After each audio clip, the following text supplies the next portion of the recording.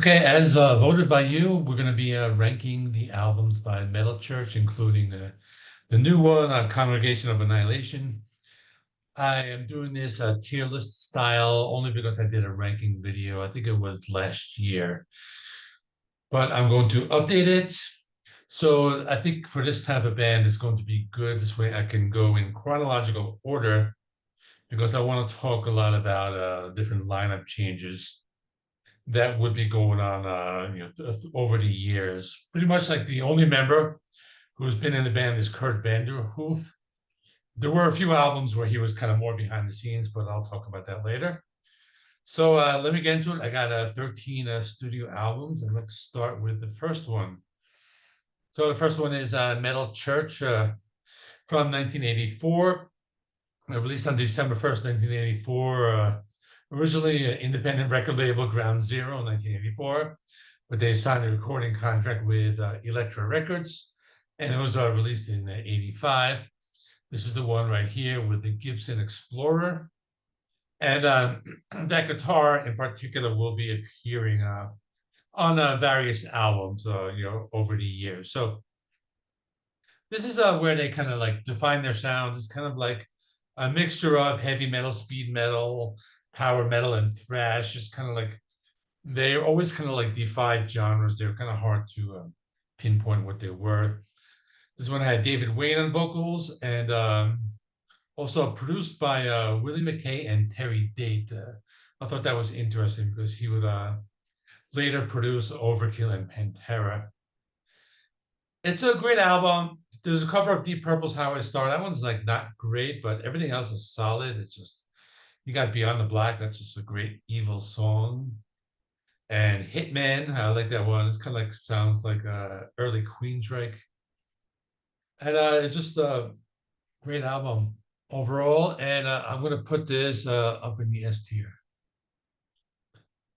So next is The Dark from 1986, released on October 6th, 86, through Elektra and Asylum, produced by Mark Dodson. He also worked with Anthrax and Judas Priest. Terry Date worked as an engineer on this album, also the second album with David Wayne. And as the classic lineup, Kurt Vanderhoof, Kirk Arrington, Duke Erickson, and Craig Wells. A solid record. A lot of people like this one better than the self-titled. It has a Watch the Children Pray. That's like one of their best songs with these great atmospheres. A Ton of Bricks. That's just a very fun song. It's very catchy. I like that one a lot. Psycho, a song about someone who murders people at night. Really that dark and heavy song. So this one's also going up in the S tier. Well, let me find it. Here it is. And I'm actually going to put it above the debut. Next is Blessing in Disguise, released on February 7th, 1989, through Elektra and Asylum. First album with Mike Howe on vocals. David Lane left. He formed his own band called Reverend. And also last album produced by Terry Date. So on this album, John Marshall replaced Kurt Vanderhoof, but Kurt actually, he appeared as a guest. He wrote a lot of the songs, and I think he helped produce it. And this is actually the first album I ever bought from the band. I discovered them while watching MTV's Headbangers Ball when they played at Badlands. This is back in 1989, and I went out and bought this album. I really like it. It's more like of a progressive metal. I think they describe it as being similar to Queensryche and Metallica, like that type of sound, but it's a solid album. Fake Healer, that's a great song about those like religious televangelists who would always try to like ask for money and have these sick people come on stage and they would be healed. And Rest in Pieces. I love the drum intro, and has a drum intro by Kirk Arrington, and he just passed away. I just like how like the drum kind of like goes back and forth if you listen on headphones. Really great. And other great songs, Spell Can't Be Broken, Cannot Tell a Lie. Overall, solid album, also going in the S tier, but I'm putting it all the way up front. I think you kind of know how this is going to go at this point, but let's continue. The Human Factor is from 1991, released on March 26, 91 through Epic Records, produced by Mark Dodson. Second album with Mike Howe on vocals, and Kurt Van der Hoof was not an official member at the time, but he helped with the songwriting and production. This is an album that dealt with a lot of like serious topics like flag burning, human rights, poverty, things that were going on in the early 90s. I felt this one was a little more of accessible, I guess you can call it. It's more like traditional heavy metal with some thrash on it. Really good. I really like Date with Poverty. That's a really good song. In Mourning, that's pretty cool with some classic metal riffs. In Harm's Way with the acoustic guitar is really good. And In Due Time was a heavier song.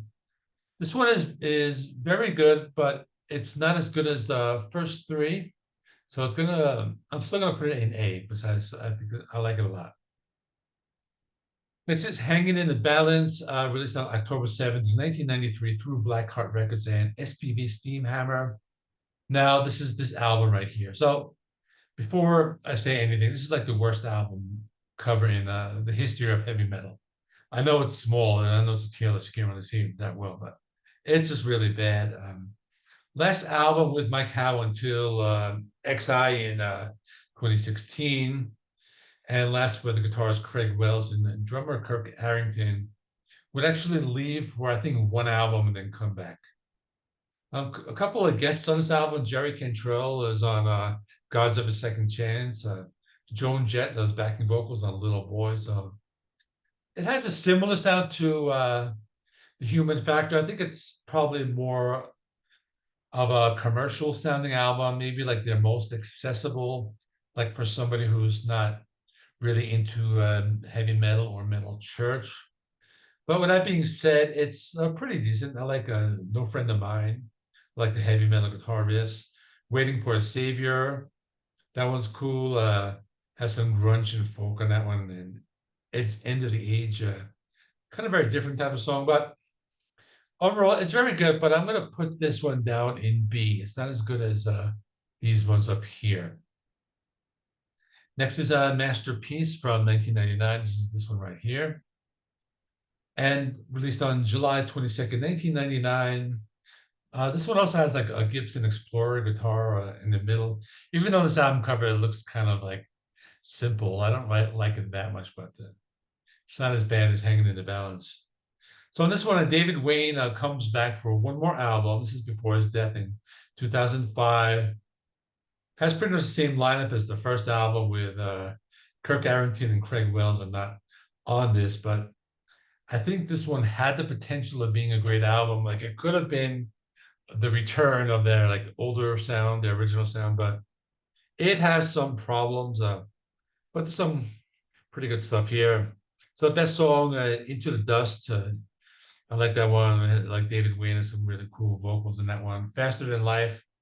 That one kind of reminded me of like classic albums like The Dark, and they do a cover of Toys in the Attic by Aerosmith. That one was just okay. And the other one that I like called All Your Sorrows, that one had cool riffs, but this one is just not great. I'm gonna put this one down in D. Okay. Coming up next is The Weight of the World, released on September 20, 2004 through SPV Steamhammer. This is the first album with Ronnie Monroe. You got a few new members. Jay Reynolds on guitar, Steve Unger on bass, and Steve Unger would be in the band for, I think, like every album after that, I believe. And this is another album that's a weaker album. Maybe out of the 4 albums with Ronnie Monroe, this is the weakest. Also keep in mind that like Ronnie Monroe like has 2 albums that are like really good. I'll get to those later. But this one has some good songs like Hero Soul, that was pretty cool, fast heavy metal. Sunless Sky is pretty cool, kind of has that like Alice in Chains type of sound and has a cool clean singing. And Blood Money, the last song, that's like a really good song. Has some heavy guitar riffs, very energetic. So it's okay. I'm gonna put this one in hold on, where is this one? This is the Weight of the World. This is this one here. I'm gonna put this one in the C tier up here. I think it's like a little bit better than Masterpiece. Next is A Light in the Dark, released on June 16, 2006. Second album with Ronnie Monroe. Last with Jay Reynolds on guitar. First with Jeff Plate on drums. And I know Jeff Plate would be, I think, on most of the albums until the last one, if I'm not mistaken. Also, this one has the Gibson guitar. This one, you can see it right here. And lots of great. This is a really good album. I like this one a lot. It's kind of like a return to that classic sound of these two albums right here. Like the first two albums. Like they really captured that, and I think they really did a good job. So I like Beyond All Reason. That has galloping guitars, heavy vocals. Disappear is very great. Some classic Metal Church style guitar riffs. The Believer. I like the heavy riffs in that one and the softer parts. Other great songs, Son of a Son, More Than You Master. Overall, one of the best from Ronnie Monroe. So that is, this one's going up high. And I'm actually going to put it ahead of the Human Factor because I like this one a lot. This one's like really solid. Next is This Present Wasteland, released on September 23rd, 2008 in the US and September 26th through SPV Steamhammer in Europe, produced by Kurt Vanderhoof. First album with guitarist Rick Van Zandt, and I think he would have remained in the band. Third album with Ronnie Monroe on vocals, and overall, it's a great album. This one mixes the heaviness of like the first two albums and like the melody of Blessing in Disguise and Human Factor. I like that about it. This is one of the best Ronnie Monroe albums. I like The Company of Sorrows. That one has a guitar riff reminding me of like Metallica.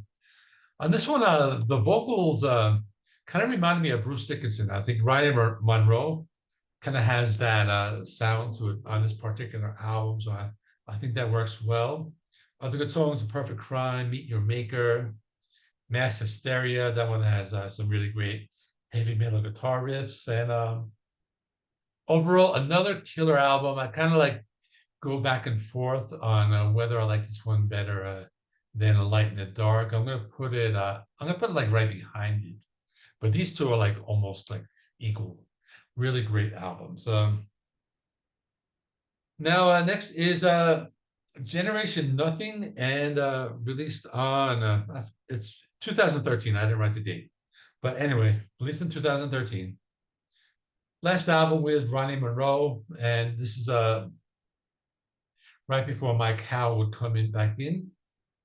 This one is not as good as these two albums here, but better than Weight of the World. So it's going to be somewhere in the middle between those. It's good. It kind of lacks a little memorability.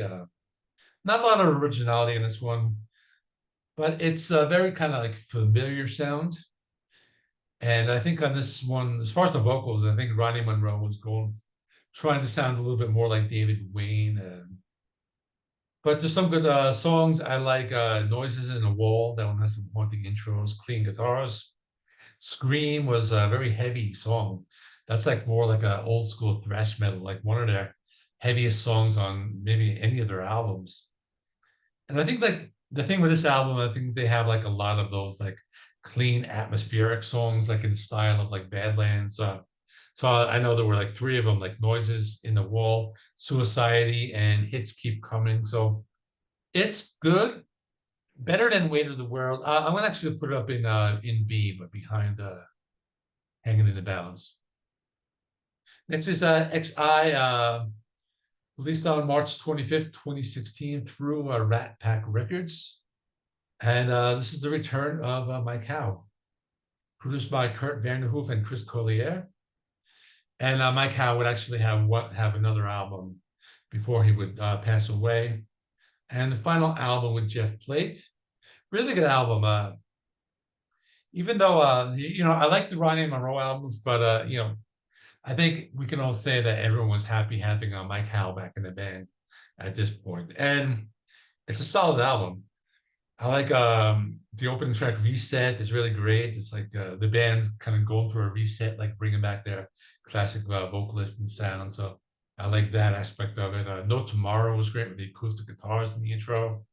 Signal Path, another one of those like songs that's similar to Badlands from Blessing in Disguise.